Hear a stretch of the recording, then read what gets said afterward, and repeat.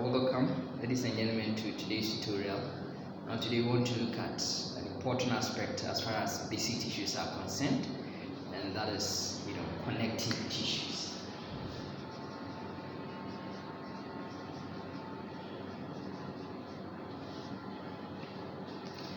Now what essentially connective tissue is going to do is that they are going to underlie other tissues, or they are going to surround them.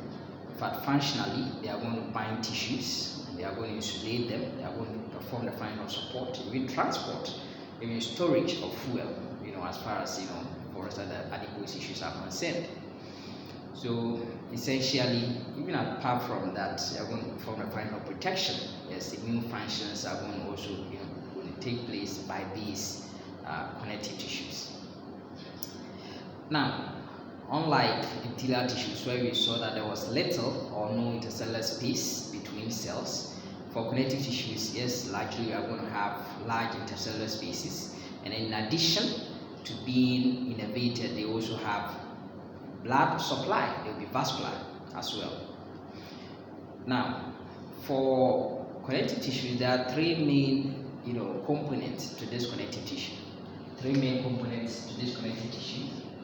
And these are cells, fibers, and ground substance.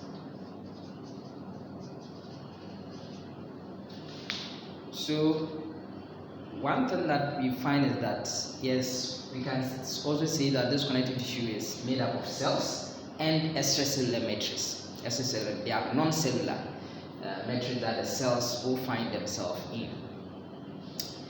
Now, so let's begin and look at each of them and see how we will correlate them. Now, for the cells, there are two groups of cells of connective tissues. We have what we call resident cells, and we have wandering cells. Yes, you can also call the resident cells, the fixed cells, of connective tissue, with the wandering cells being, transient or immigrant cells of the connective tissue. For the resident cells, the most important cell that we have is a fibroblast. Now, this fibroblast is actually going to have very large cytoplasmic processes. In addition, it's going to have protein synthesis machinery. So continuous with it, we are going to have some rough endoplasmic reticulum will be present. Yes, in addition there will be Golgi apparatus. Yes, there's going to be mitochondria, a lot of mitochondria, and this is showing that it's actively going to secrete extracellular matrix. And this fibroblast, after secreting the extracellular matrix, will become entrapped in its own extracellular matrix to become what we call fibrocytes.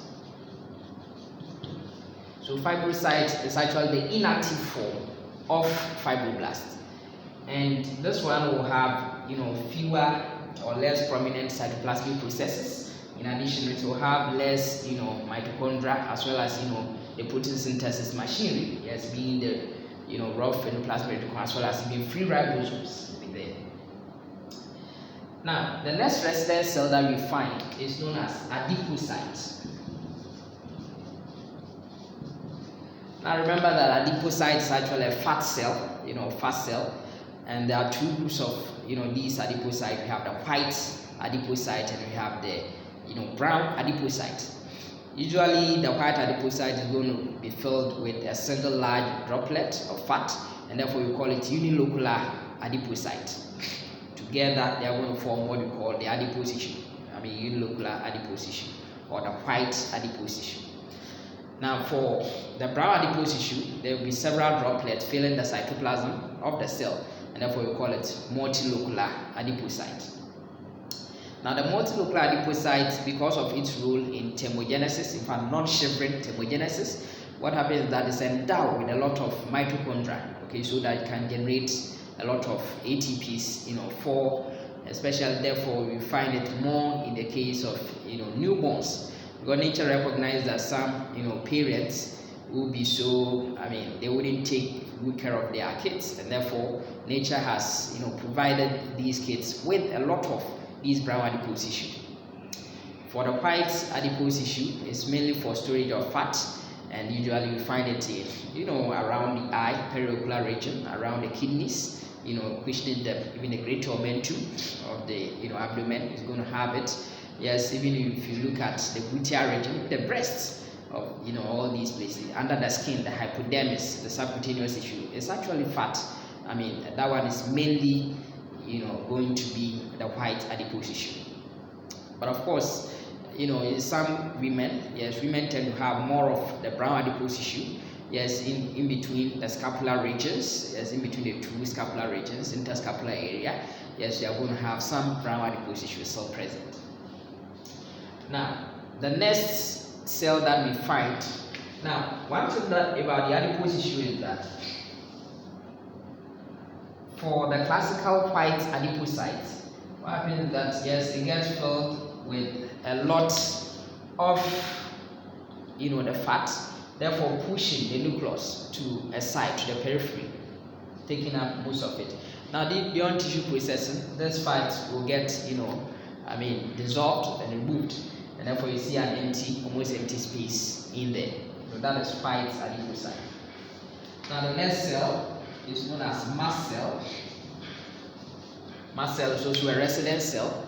Now, for mast cell, essentially what it does is it contains a lot of granules, with that kind of oval nucleus, a lot of these granules, and then essentially these granules are going to contain histamine and heparin. Histamine and heparin.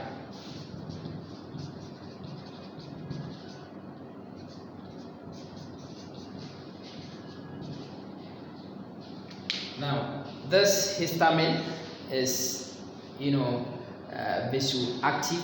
What it does is that it's going to cause permeability of, blood capillaries, yes, especially during inflammatory reactions. And the heparin, so histamine is going to mediate inflammatory reactions. They are usually located, these mast cells are therefore usually located around blood vessels, populate these blood vessels. And then for heparin is, an anticoagulant, helping so that your blood does not get clotted inside you. And so that is that one. Now, the next thing, one thing that we have to know about the mast cell is that we will see another cell which is the basophil. Yes, it's also going to have these, coarse granules which is basophilic. But what happens is that unlike, mast cell going to secrete histamine and heparin from its granules, for basophil, it's going to secrete only, histamine. It's not going to secrete heparin. Now, the next cell, which, sometimes we don't know whether to place it under wandering or resident cell, is the macrophage.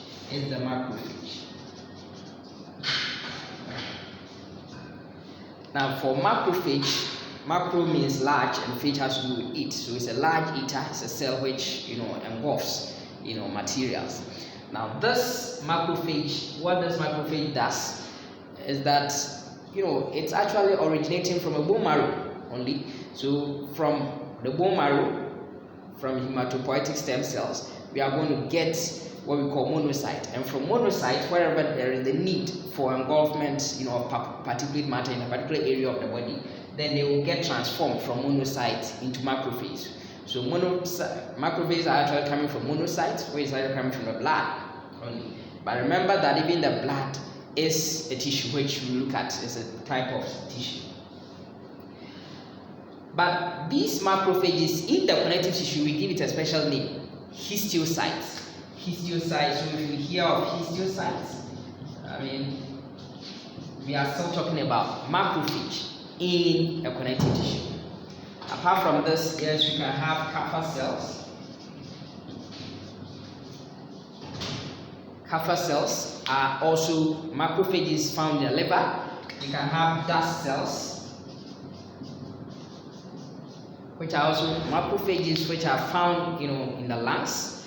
Yes, we have the microglial cells. yes, which are found in the CNS, and these are some examples that we can have. As far as, yes, we could have other areas as well. So for instance, the splenic, histiocytes are also there, find themselves in the spleen. So these are cells that we call them fixed cells or resident cells, or they are constant cells that we are going to find them in the connective tissue. Now for the wandering cells, yes, they move, or they are migratory cells or immigrant cells, and therefore they are transient or temporary cells of the connective tissue. And mainly they are coming from the blood cells, the white, they are essentially the white blood cells, and therefore they are the leukocytes, So just by way of remembering, this in the morning, just remember that the white blood cells are going to essentially fight infections. That is why, in addition to the functions of connective tissue, we talk about protection. So just remember this mnemonic: never let monkeys eat banana. So never let monkeys eat bananas. So the most predominant, white blood cells, the neutrophil. Having fine, granules, yes, and having, looped, it's going to have, 3 to, let's say, 5 loops. Okay, so it's assuming there's a nucleus, then there's a cell, neutrophil. It is going to be looped. It's a single nucleus, but it's not completely divided. So we say it is having loops. It's having more than 3 loops. But usually when it becomes small, let's say 6 up to 7, then it is pathologic. You are consistent with what we call megaloblastic, anemia, a form of macrocytic anemia, and that is, dangerous. So for neutrophil, it's going to have these, with these fine, granules, which are usually pinkish. Now, neutrophils usually they will become abundant, in the body during, bacterial infections, mainly during bacterial infections. Now, the next one is lymphocytes. And lymphocytes is, it's also a white cell. So the most predominant one is the neutrophil, followed by lymphocytes. And lymphocytes is mononuclear. It's not going to have this. It's going to be very large nucleus with few, small cytoplasm being present. I remember that because of the nature of the neutrophil having these kind of nucleus, arrangement, we tend to also call it polymorphonuclear. So morphologically it appears to have more than one nucleus, but it's not so. Polymorphonuclear leukocyte. If you hear of polymorphonuclear leukocyte, then you know of neutrophil. Now, lymphocytes are generally going to manifest themselves in large quantities during viral infections. Yes, we also have monocytes. And we said that monocyte is going to get transformed into what we call macrophage. Monocyte is going to get transformed into macrophage. For monocytes, what we find is that it's going to have kidney-shaped or bean-shaped nucleus. Okay, which is actually, yes, basophilic, all right. Yes, that's what we find. Now, one thing that is striking here for me to see is that lymphocytes and monocytes represent what we call the agranulocytes. Agranulocytes of the white cells. Agranulocytes of the white cells. Lymphocytes and monocytes, they are agranulocytes. Morphologically, their nuclei are not looped. They are also not going to have granules. Okay, they are not going to have secondary granules. But sometimes they will have primary granules, but these primary granules are not visible under light microscopy. For neutrophil, eosinophil, and basophil, they have, in addition to the primary granules, secondary granules, which are visible under light microscopy, having different shades of staining pattern. Now, for eosinophil, it's going to have this orange-red granules, yes, in the cytoplasm, but usually it's a bit coarse than that we find for the neutrophil. And this one, manifests itself in large quantities during hypersensitivity reactions, during parasitic infections or allergic reactions. You are going to find a lot of these eosinophils. Therefore, it tells you that the rarest form or the least, populated white blood cell that we find is going to be the basophil. Now remember that whether being eosinophil or basophil, usually you are going to find two loops.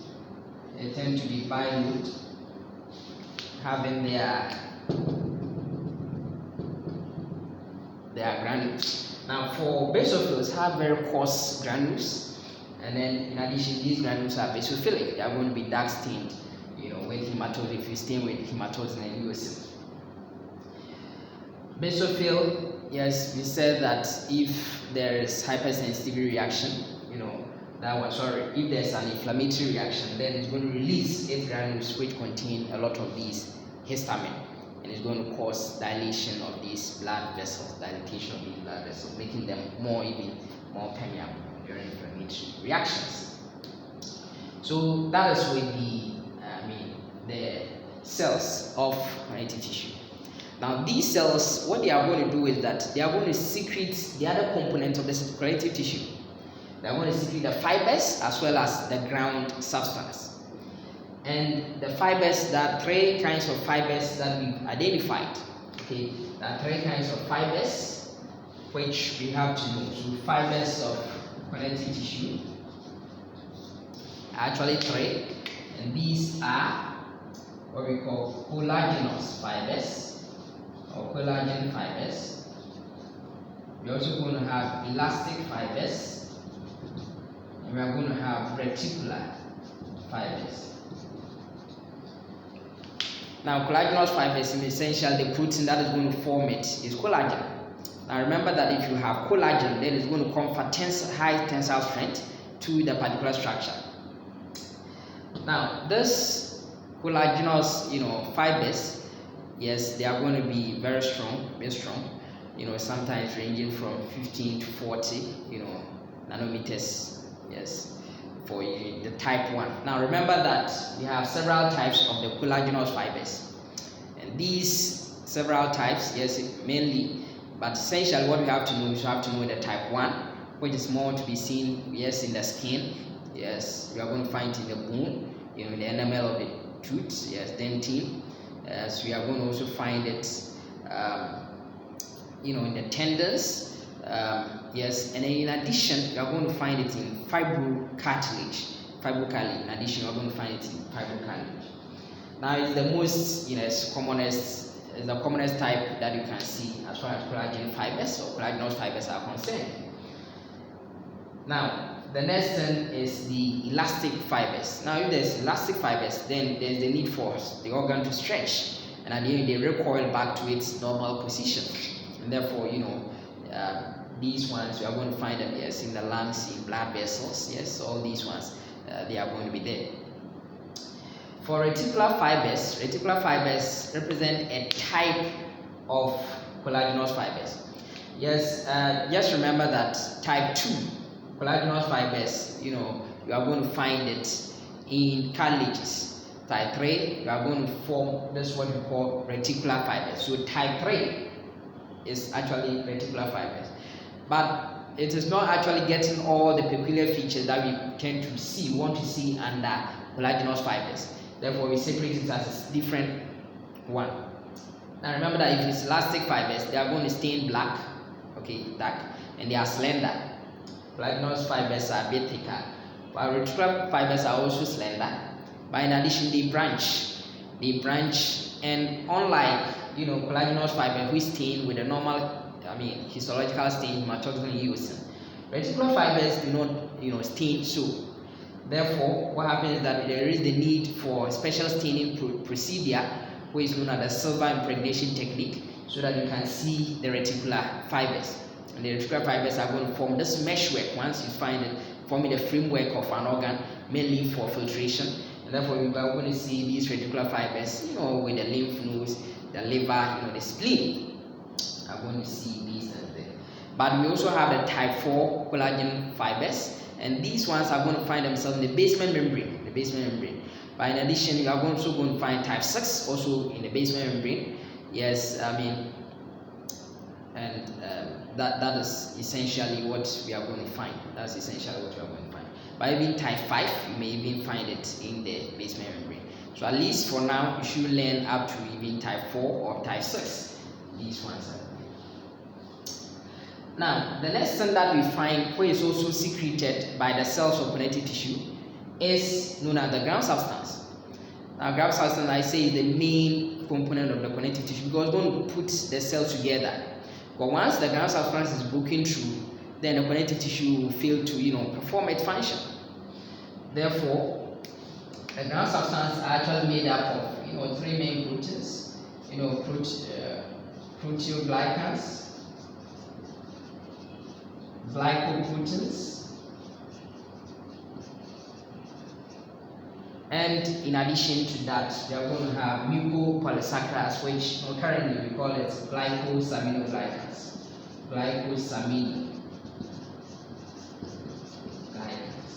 Simply GAGs. Yes. So most important, the glycosaminoglycans, which have these components, hyaluronic acid. Yes, I mean dermatan or keratan sulfate, chondroitin sulfate. Yes, you're also going to have this heparan sulfate. But importantly, the hyaluronic acid is very important, and that is why some bacteria also have developed some, enzyme known as hyaluronidase to be able to break through the hyaluronic acid, breaking the connective tissue. But remember that even the sperm will also have to release this hyaluronidase to break through the hyaluronic acid, covering, the ovum, so that it can fertilize the oocyte, secondary oocyte. So that is the glycosaminoglycans. Now, having seen this, then what's the classification of these connective tissues? Connective tissues are actually classified based on the proportion of these 3 components: the cells, the fibers, and the ground substance. So let's briefly look at the classification of this, connective tissue. So with the classification of the connective tissues, one thing that we have to know is that traditionally connective tissues are put into 3 main categories. These 3 main categories are the embryonic connective tissue, and we also have connective tissue proper, then we have the special type of connective tissue. Now when we take the embryonic connective tissue, we have 2 groups. We have the mesenchymal connective tissue, or the connective tissue mesenchyme, and we also have the mucous or the mucoid connective tissue. For connective tissue mesenchyme or mesenchymal connective tissue, you are going to find it, yes, in the fetal, connective tissue, yes, and it's the one which is actually going to give rise to all other adult types of connective tissue. So that's with the mesenchyme. The mesenchyme is actually, because it's less developed, is not going to have these fibers being visible. Even if they are there, they are not going to be visible, but they are going to have these tailor-shaped cells, which are known as the mesenchymal cells. And these mesenchymal cells are going to serve as the progenitor cells or the stem cells for the adult cell types, especially the fibroblasts. Now for the mucous connective tissue is actually going to have some fibers. It's also going to have these tailor-shaped cells, but what you find is that the fibers are less developed, therefore it will be hazy in the background, and I'm going to show you the real-time sections in our next video. Now what we find is that under the connective tissue proper, there are 2 main groups. We have the loose connective tissue and we have the dense connective tissue.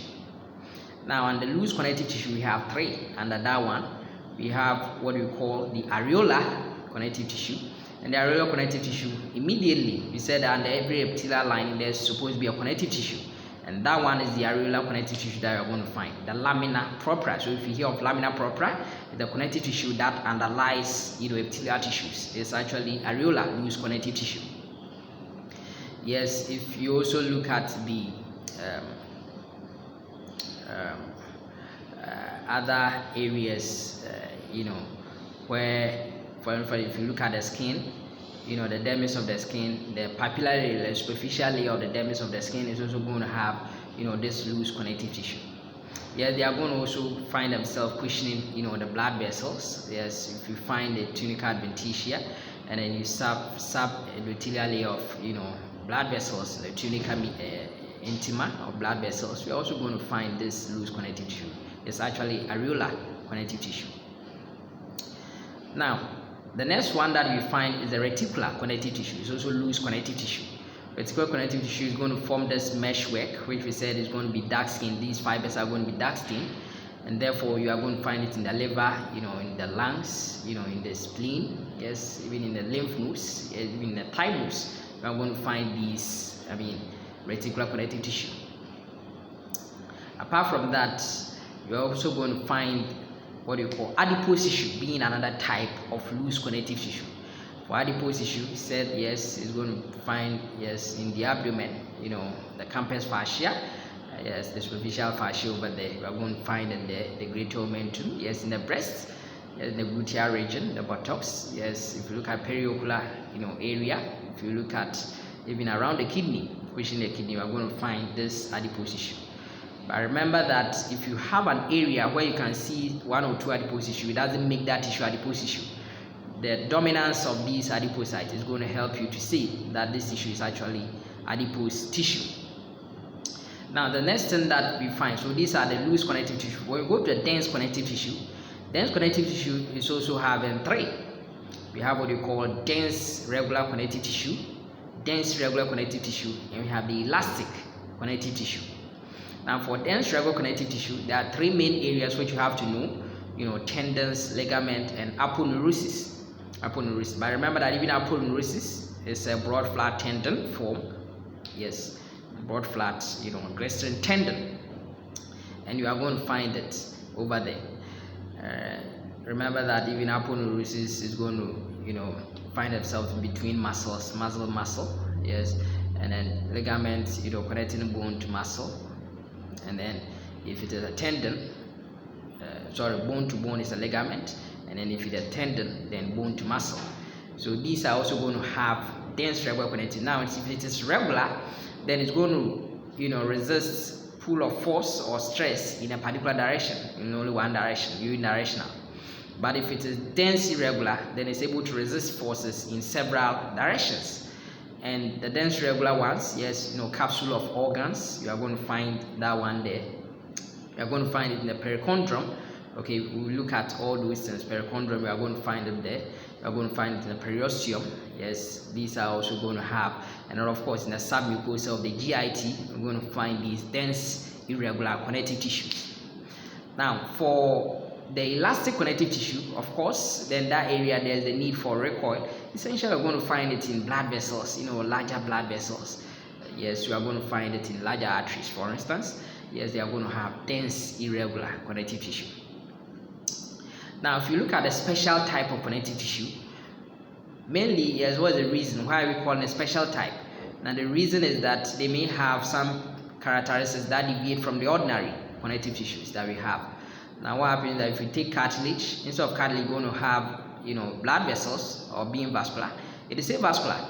Yes, with kind cases of periosteum, in some of them going to help in the nourishment by way of diffusion.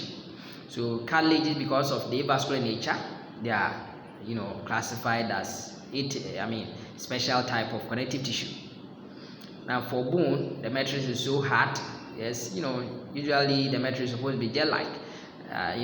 If it's cartilage, it's going to perform that pliability. But for bone, strength is needed. So its matrix is actually calcified with hydroxyapatite.